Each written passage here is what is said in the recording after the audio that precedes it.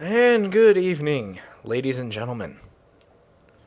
I am Ed from Zero Plays Games, joined with my co-host Crimson Rose, Hello. and our special guest host tonight.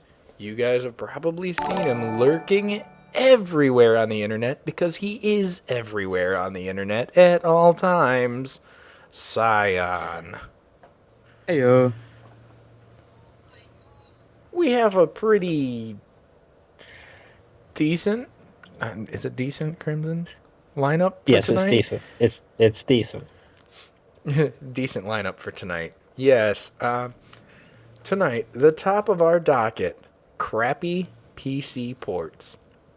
Let's face it, guys. We all love console games when they come to PC.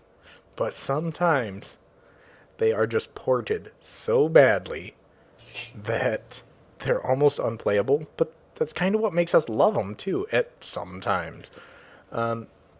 This topic comes about because lately the new Marvel Ultimate Alliance game is catching a lot of negative feedback because it's a terrible port in players' minds. The key bindings aren't changeable, menus are broken, controls are just iffy at best, and it reminds me of some games that I've played for YouTube, like a PlayStation 2 game from the Waybacksies, Saints Row 2. Menus didn't work. Cars, not cars, almost impossible to drive. Planes, impossible to fly on a computer. It's almost like the game forced you to have a controller. Thank goodness I do have a controller. Even those controls, because it was a PS2 game, running it with an Xbox controller on PC, I'm pretty sure multiplied my problem, maybe 3 or 4 fold. But I loved the game because of how good the story was combined with how impossible it was. Some of the areas in it, because the controls were so derped, were almost, it was a bullet hell scenario. I think Scion actually even commented on one of my episodes saying that, wow, you were trapped in a bullet heck. Are there any games that you guys might have played that have just been ported over to PC terribly? The Batman games have like Arkham Knight have were not great PC ports when they first came out. That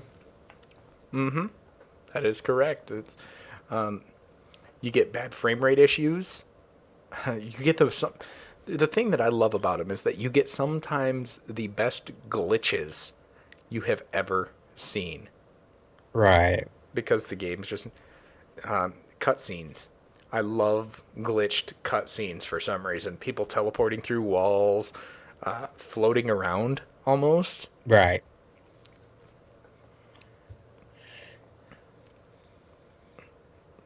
How about you, Cyan? You play any bad ports? No. I've played Jet Set Radio, but there had to be one moment. No, sorry, I can't say I have. I think I tried Sunset Overdrive because that's the thing. Once upon a time I did play console. Sunset Overdrive on Xbox One, much better than Sunset Overdrive on PC. I don't know if it was because Sunset Overdrive was new to me when I was playing on Xbox One, Right. or if it's because it was just that much different to play on Windows. It, what's interesting is you think, going from a console to a much more powerful machine, things would be better, frame rate, or they would make sure it worked. But no, no.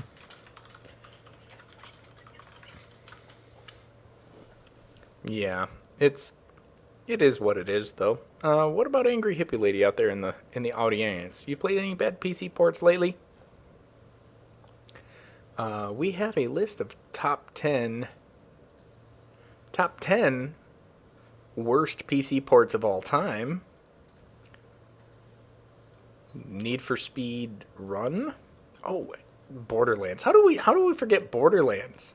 I played Borderlands. The I played Borderlands the day it came out for Xbox 360. Beautiful game. Beautiful game. Loved it. In fact, I never returned it to the video place. Never returned it to the video store. This was when they pretty much rental places existed. I forgot to return it before they went out of business. Borderlands, number 10. Number 9, Need for Speed, The Run.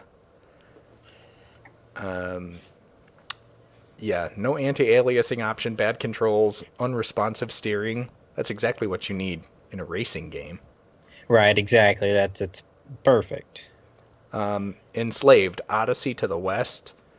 I don't know about this game. I've never really played it. It was an Xbox One or Xbox 360 and PS3 game. Apparently, stuttering, motion blur so bad it could cause retinal damage. Low frame rate, no VSync, pixelated textures, and it was just terrible. Number 7, The Evil Within. I have this one too. I hated the game. Hated it. Apparently, the DLC is better than the base game. Yes. 30 FPS. I remember that because I used to stream at 60 FPS. And people were like, yuck, mate, this looks terrible. Graphical glitches, game would crash if you did anything out of the ordinary. Yes, I bought that the day it came out. Played it on a 24-hour Halloween stream. Terrible. The original Dark Souls at number 6. Yeah. The original Dark Souls. 30 FPS. That's what people were complaining about because originally it ran much faster on, console. PS2 and PS2 game. Bully. Scholarship Edition. Capped frame rate, missing textures, no VSync, and cutscene frame rates extremely slow compared to the gameplay frame rates. Controls, terrible, nasty, yuck. Resident Evil 4, not my favorite game.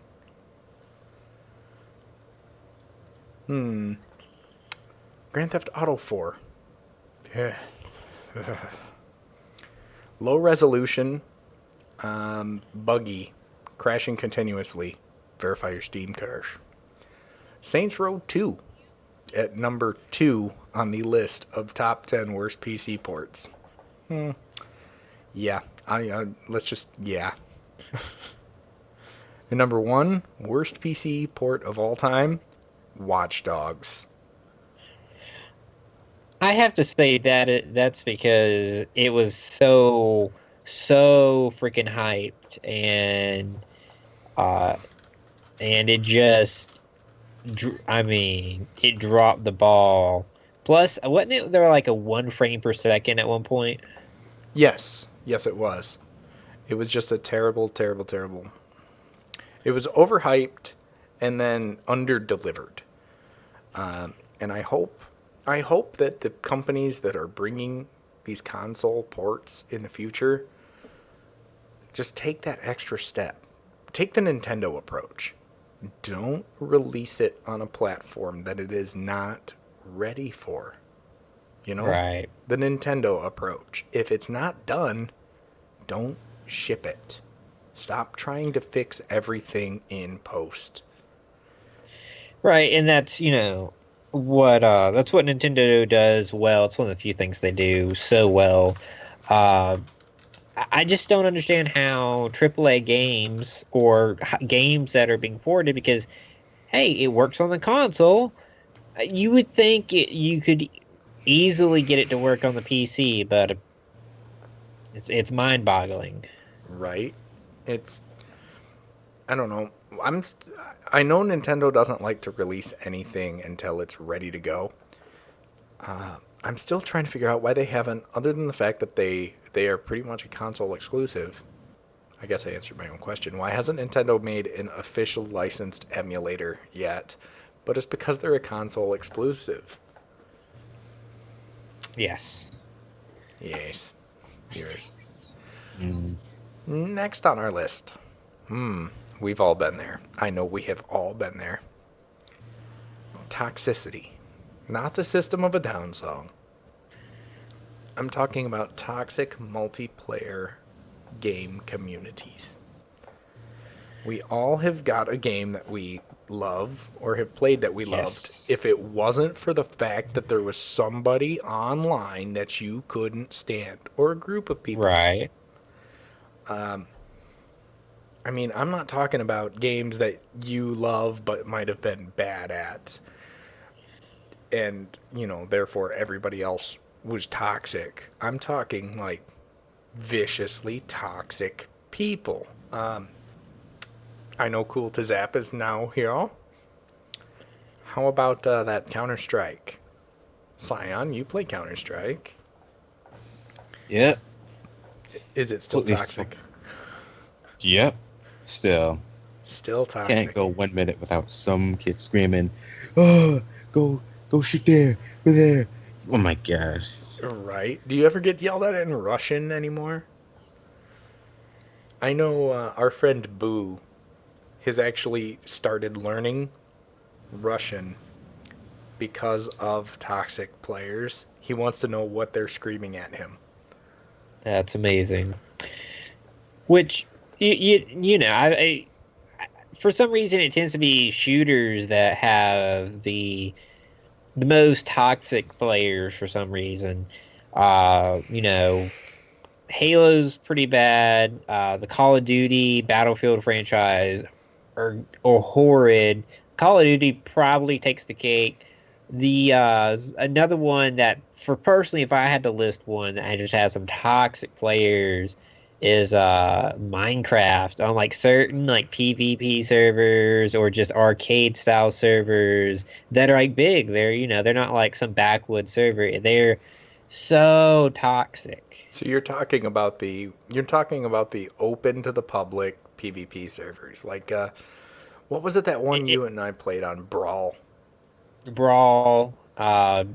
Hypixel is probably the best one of them that isn't so just vile, but the other ones are just, I Oh, mean, Mineplex, when you get into like Mindflex is pretty bad. Draw My Thing, you cannot have a YouTube friendly episode of Draw My Thing anymore unless it's privately hosted. Oh, Mine yeah, Z, says Hippie Lady. I have. is yes.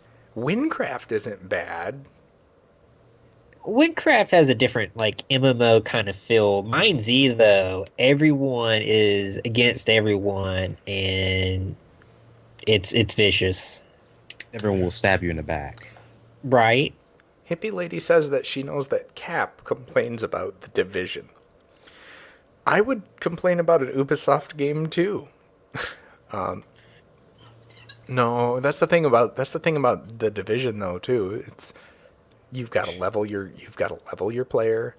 I mean, team sports are one thing, but when you can be the MVP of your team and friendly fire just happens to be turned on, things happen. Things happen. Right.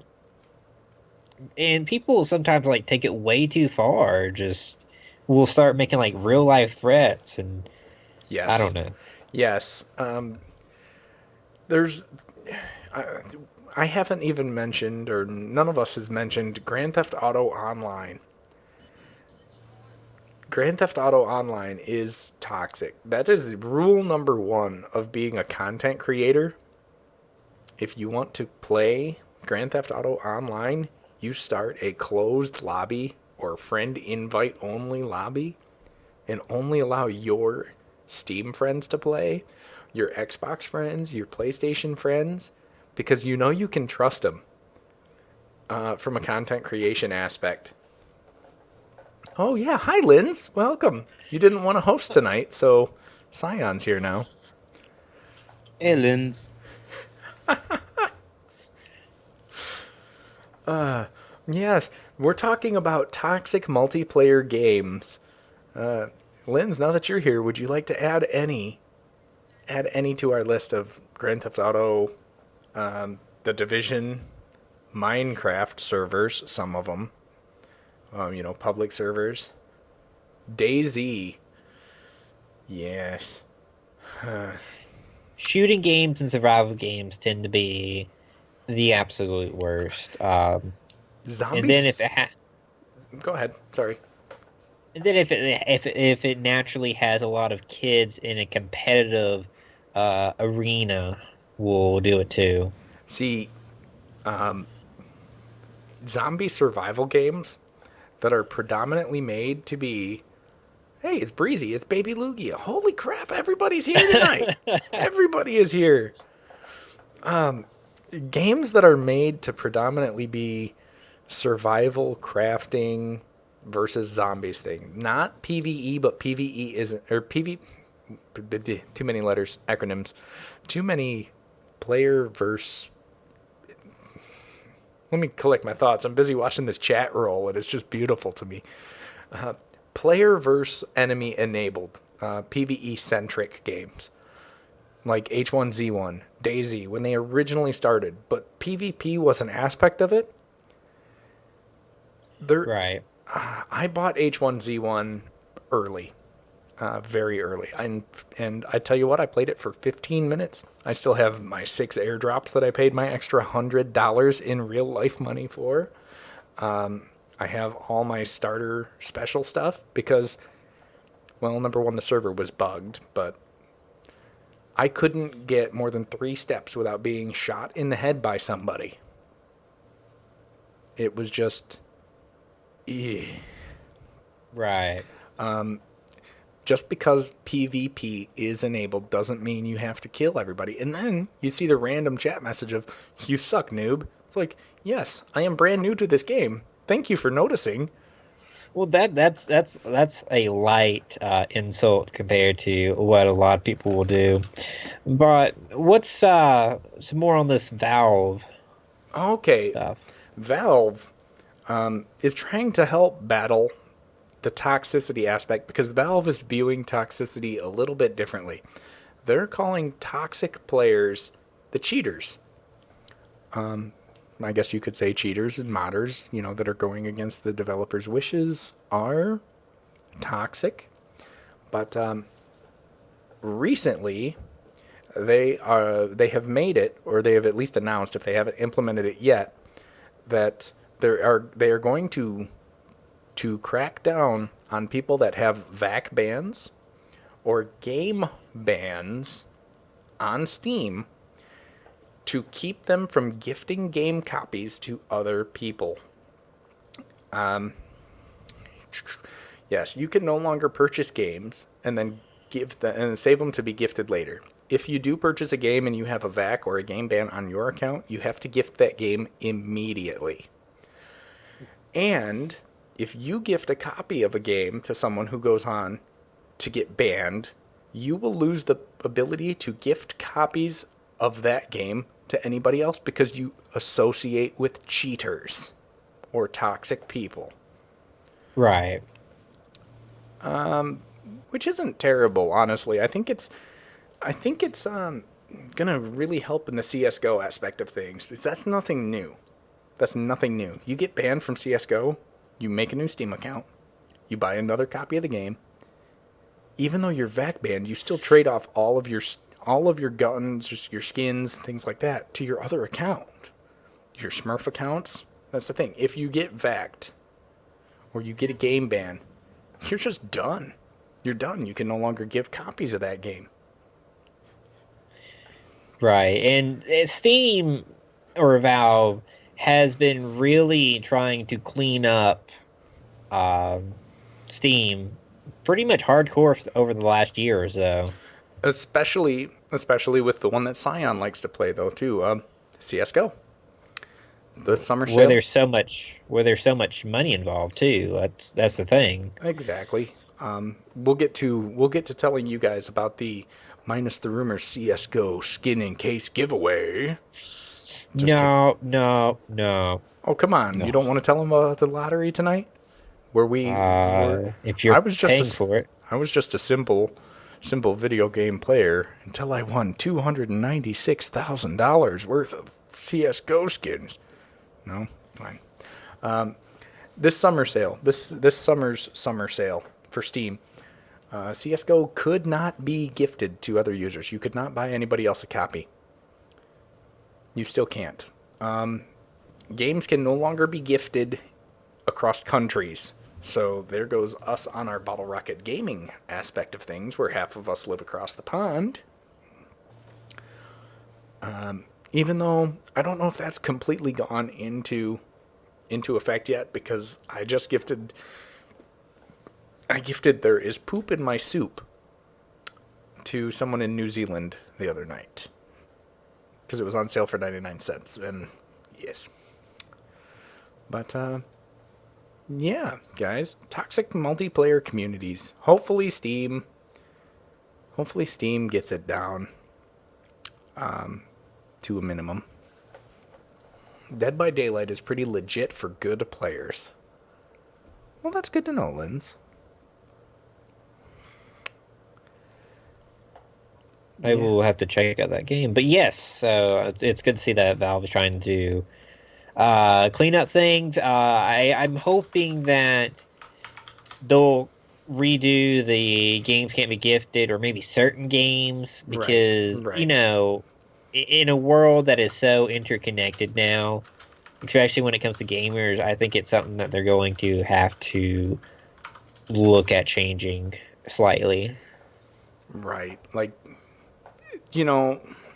maybe they need to make it so you can't gift multiplayer games. Or you can't gift games that have a ranking system or something like that. Like, if you want to gift your friend in England a copy of Don't Starve, there's no leaderboard for that.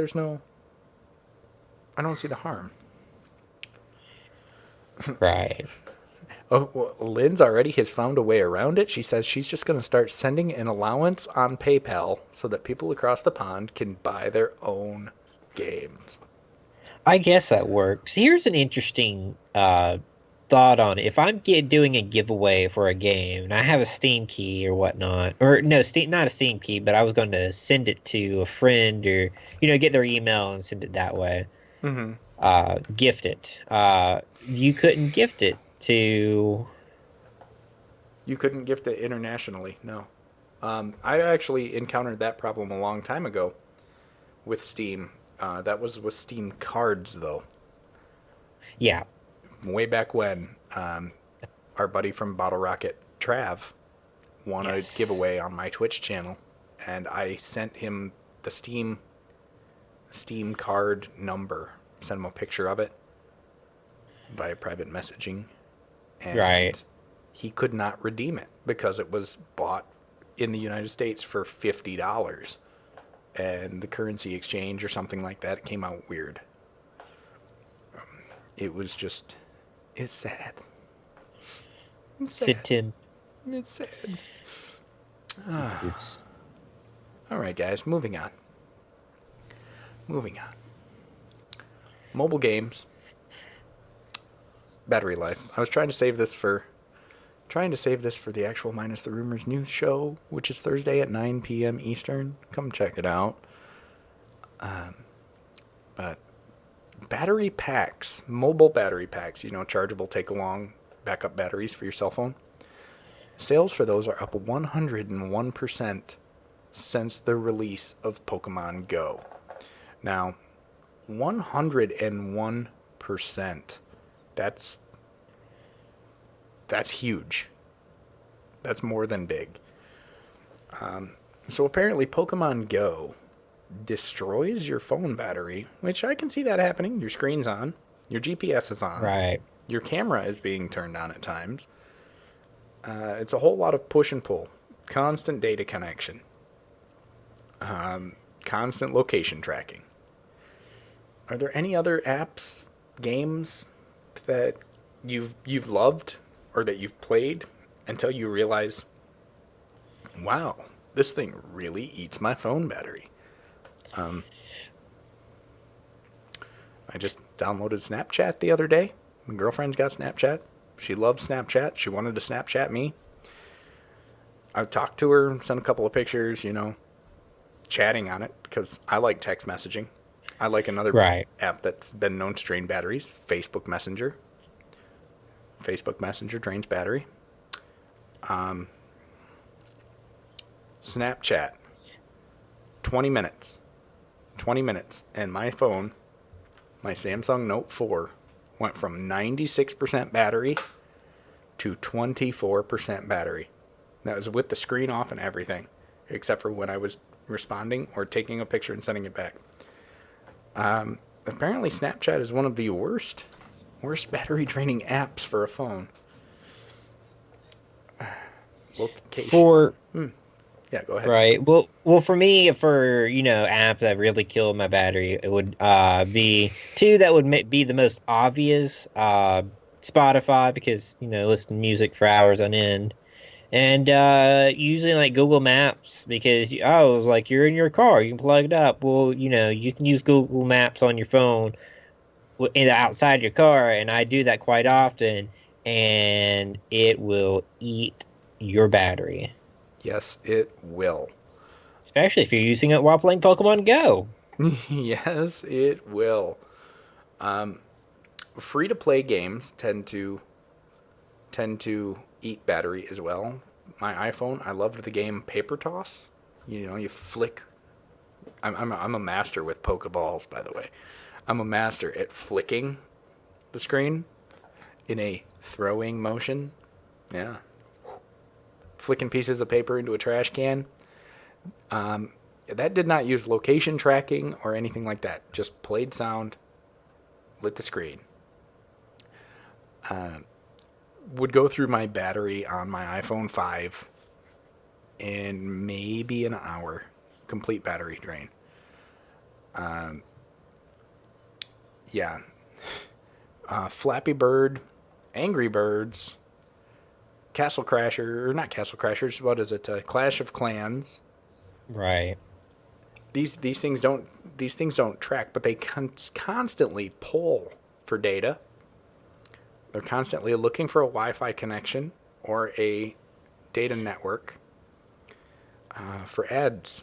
That's how they're free. They're supported by ads. Random Steam key has been given away. Don't mind me, guys. Go ahead and talk amongst yourselves real quick. So, Scion, you have any apps that kill your battery or whatnot that we haven't? I have one. I have Unkilled. I basically Oh. basically play that a lot. Basically mowing down the undead, get cash for it, upgrade. Do get a random ad time to time. Well, we have here a list of the top five Android apps themselves that are killing your phone battery. Number 1, Snapchat, because it is continuously looking for data. It is continuously sending your location. It leaves your GPS on full time because of one of their filters that can determine speed that they still haven't gotten rid of yet.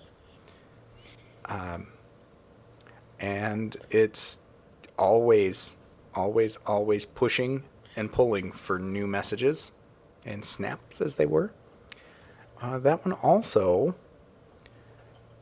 tends to eat RAM, just like the Chrome browser on phones does. Tends to just slowly run it down. It consumes resources until your phone is just dead. The number 2 app, Netflix, turns your screen on full brightness, runs a data connection. Their suggestion is to turn the brightness down if you're in a dark enough room to still see your phone screen. Amazon shopping, number 3. I don't know why this is. It's always looking for new promotions and offers. Like weather and email apps, Amazon's shopping app operates in the background, so it remains up to date. Yep. Combined, this leads to high battery usage. Combined with, yes, being terribly optimized. And yeah. Number 4, Outlook. The Outlook app. I don't know why anyone would still use this unless they have a Windows phone. Right. So that's kind of null and void, in my opinion. And the BBC News app, which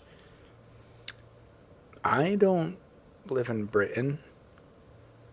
That's weird, I guess. Mm-hmm.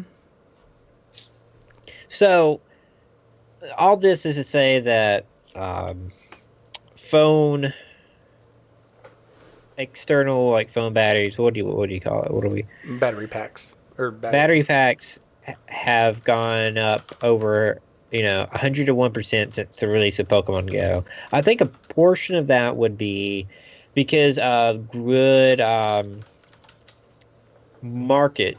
good marketing by people like Amazon. We had in the last month we had Prime Day, and they were pushing hardcore. Hey, get your battery packs. Right. Like you can get a battery pack for your phone right now for right around $20 for a good Right. one, 15 for an okay one, $5 for a cheap one from Walmart.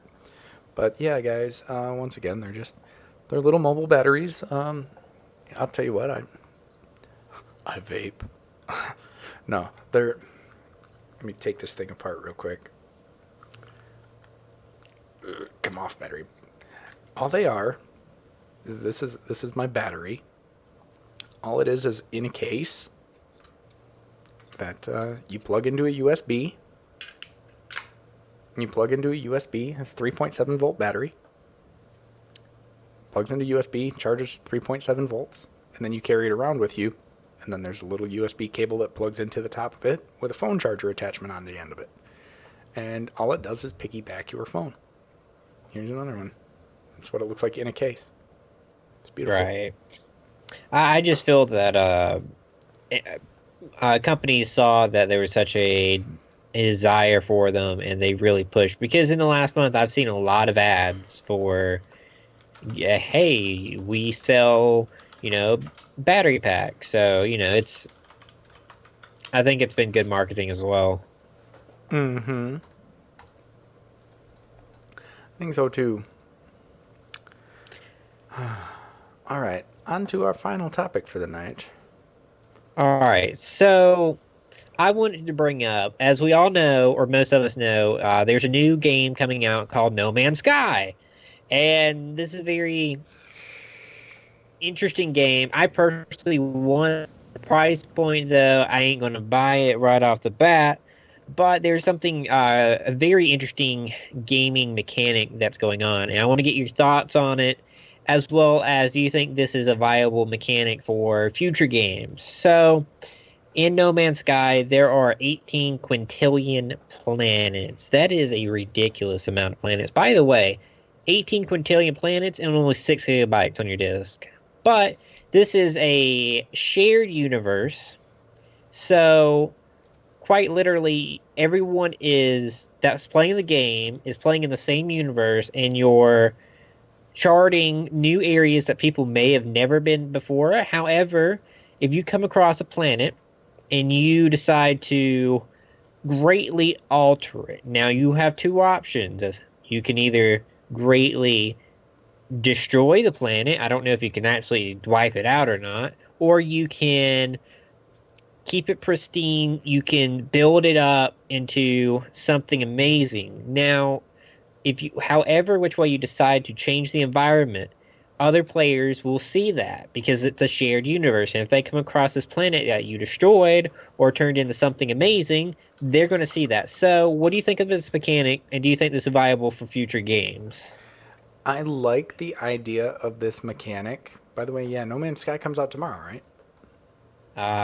Yes, I believe so. I think it is a viable mechanic. I think 18 quintillion planets though might be a little bit much for a planet that is literally inhabited by 7 billion people. Especially when maybe half of us at best will play No Man's Sky.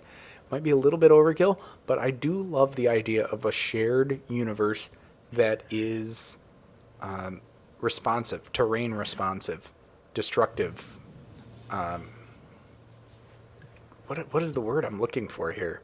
Just yeah, destructive, I guess. You could go, literally, Scion could go to one planet a day. You could go to multiple planets a day, probably, if they're close enough to fly, depending on how fast the ships are. And you could literally just carve into the ground. Scion was here. And Right, and that's why there's 18 quintillion planets. Because you get your own corner of the universe. And someone got a leaked copy of the game and they were able to make it to the center of the actual universe. And of course, they're making some updates to the game before it actually launches. But you can go in and you can completely, because each planet has its own species of animals and plant life, and it's insane how they did this. But you can go in and completely make a certain species extinct, and that will have an effect on the ecosystem. I just think it's amazing that we're sharing this universe with everyone else. This, and a lot of people have said it's basically a human experiment. What will people do? I'm wondering, is there going to be PvP enabled in this game? I would think so. So you could randomly just go kill other players. I don't know that for sure. It would make sense if you could, but just, I mean, think of the size of this game. And obviously it's got to be happening. I mean, 6 gigabytes, I'm guessing a lot of it's happening outside of your console or whatnot. But I could feel like you could play this game for days, if not weeks, and never encounter the sign of a human being. Right. But people are going to seek out other people. Humans are social creatures. And that's what I'm wondering. Is there PvP enabled in this game? Because if there is, there's going to be people that say, there's 18 quintillion planets. There's, let's shoot for a nice even number here. 50 million people playing this game. There's 10 million people online right now. Let's start a hunting party. What I'm interested to see, are people going to work together? Because you're playing the game by yourself, but will you? I could see it becoming an MMO of sorts. You could very easily turn this into an MMO where people start grouping together into like a clan of sorts that have a motto or mission statement to you get a group of people working under the same name that destroy everything, or two, to build that have a project to build something insanely amazing. So I see that being again human social experiment, but that's an interesting outcome that could happen. What Scion, what do you think? Yeah, it is. Like if they group together and make like their own party, like how do I say this?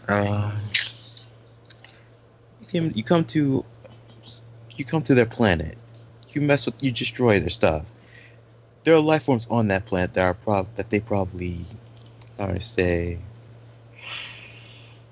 I don't know how to say this. What's the word? Well, they have a reputation there. If you mess with them, chances are the life forms of that planet will probably fight with them. and if they happen to lose control of their planet, there's no doubt they're gonna just bow down to you, and you give them all. They give them everything. Yeah, and I Right. think I'm saying that right. Right. Right. I think So I want to add this in from the mouths of the developers. We shoot and kill other players and destroy player ships? He responded, yes, you can, but he makes it very he puts a lot of emphasis on this. You will probably never meet another human player. It is extremely rare for you to ever. That's how big this game is, apparently. you will. It's extremely rare to meet another player. Then, Yes. do you think something like this will lose? It'll lose, even though you're doing things. You have your own corner of the universe. Do you think you would lose that element of playing a multiplayer game? Because there's going to be people online with I you. think I think the basis of this game is single player with other people. So basically, there's so much to do in this game. This game is amazing, by the way. There's so much to do, but I think if you go out looking for people, you're going to find people, but it's going to be hard to find a person. You may find signs of people. That's the thing. You may find signs of people that people were here, which is an interesting Yeah, thought. you might find a Scion was here, Scion. Exactly. You may find a scion was here carved into 17 different planets, but you may not ever find Scion or his base because think of it 18 quintillion planets. And if you make a base, no matter how big it is, it's going to be quite small compared to the size of a planet. Or your ship maybe is only so big in the size of a planet or person. I mean, that's amazing. Now people purposely go on forums to say, "Hey, I'm at this longitude, latitude, XYZ, whatnot." Then obviously, if you wanted to play with people, you could find a way very easily to do so by star maps. But Right, right. See, that's the thing. I'm thinking there will be people that are like, "Hey, this guy needs to die for no reason at all." I do. back That is my prediction. It back people to toxicity. people yes people they fight club the world. They love to take something beautiful and destroy it. They want to start a war. They want to start a war. Which is Everybody why, wants to shake things up every now and again. right? Which is why it's going to be interesting. People keep saying, this is kind of a social experiment. And I think it really is in a lot of levels. I do too. Oh, and for those of you that are wondering, 18 quintillion is 18 with 18 zeros following it. So, what's interesting? All right, so we got the idea of this game, how amazing it is in explaining the game. Is this viable for future games? I do think this is viable for future games. Um, I mean, Because I love this concept. it's kind of, yeah, I do too. It's kind of been done a little bit to an extent. I mean, we're seeing 64 player lobbies in certain games, and the world is an exact duplicate. So you're seeing multiple servers with the same world image loaded on it with up to 64 people. I'm wondering what's going to happen when they do finally load this server up to capacity. If it can handle it, yes. Open world, open universe, maybe that's what's going to keep it successful from crashing and things like that, is the fact that everybody will be far away from everybody else. Right. But yeah, I mean,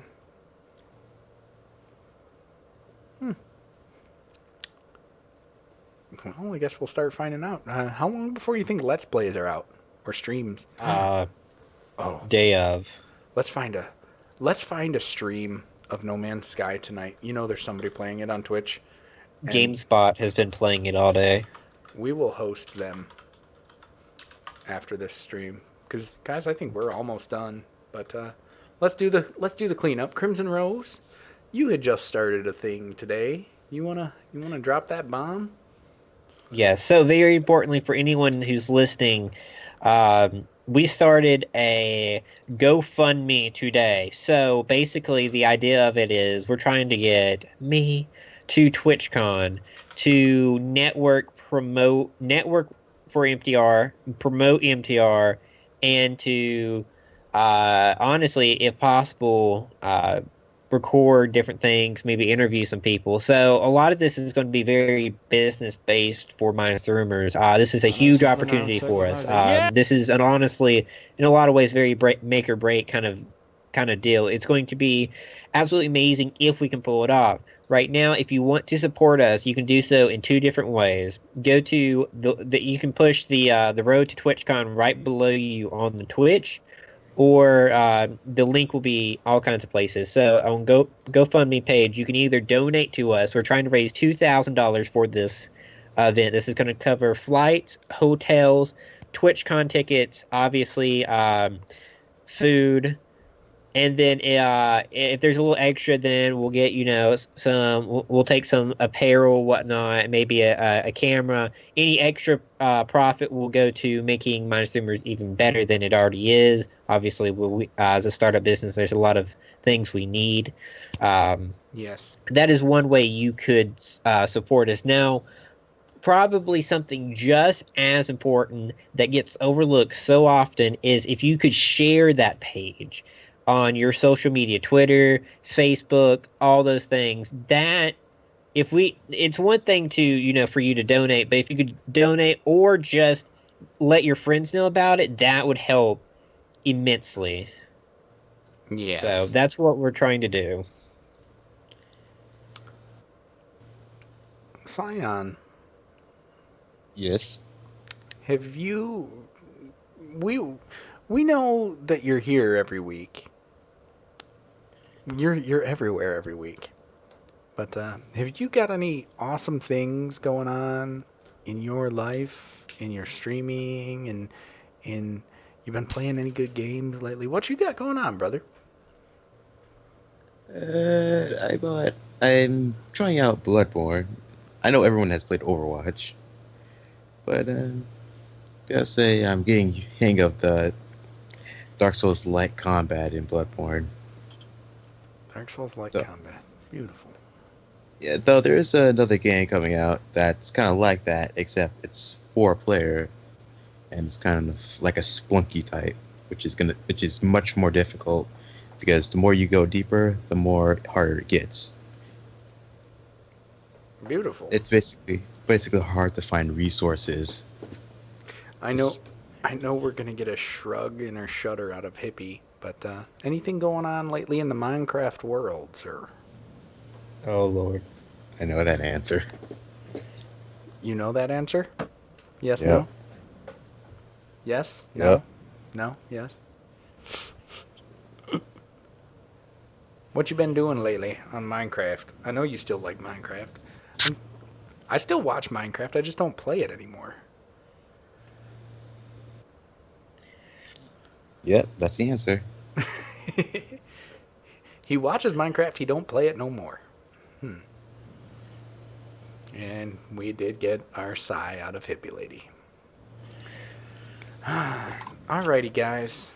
Oh yeah, as for me, I got nothing. I got nothing going on. Just finished Saints Row the third last night, starting Saints Row 4 very shortly. Be looking for the last couple of episodes of that on my YouTube channel. Link down below. If I watch someone's Minecraft videos, I have to really care about the person. Oh, you guys hear that? Hippie watches all of our Minecraft videos. None of us put up Minecraft anymore. Yeah, She'll come back. She'll come back. they always come back. She might have left in the middle of the night, but they always come back. All right, ladies and gentlemen, I am going to host Chrissy 1988, who is playing No Man's Sky for 7,452 viewers currently. The first no Man's Sky stream that I found that says Actually, you know what? Let's find it. Let's find somebody with smaller viewers. Let's do this. Let's be nice. I want to find somebody that's like that's family friendly for one. Right. Well, why Zero's doing that, I'll tell you guys a little bit more about where you can find us. We have a website. If you missed that this past couple weeks, we have our own website now. You can check that out. We have all kinds of information. It's basically an all-in-all-one hub for everything. We also have blogs. So it's a different new division for Minus the Rumors. A new way for us to give you the news. I will be writing as well as some future writers we have for us. So, in other places, we have Twitch, Twitter, Facebook, and YouTube. Be sure to check out our Facebook. We've had some insane growth over there. So, Yes. All right, guys, here we go. We're going to watch J Weeks 221 for 6 viewers, 5 whole followers. Let's raid. hashtag, uh, is it Minus the Rumors raid or? Yeah. Yes. Yes. Yes. Oh, I have to log in as Minus the Rumors too. Crap. Okay. All right, guys. Here is the link.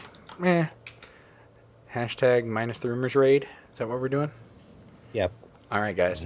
We will see you Thursday night at 9 p.m. Eastern for Minus the Rumors news. Bye, guys. Bye. See ya.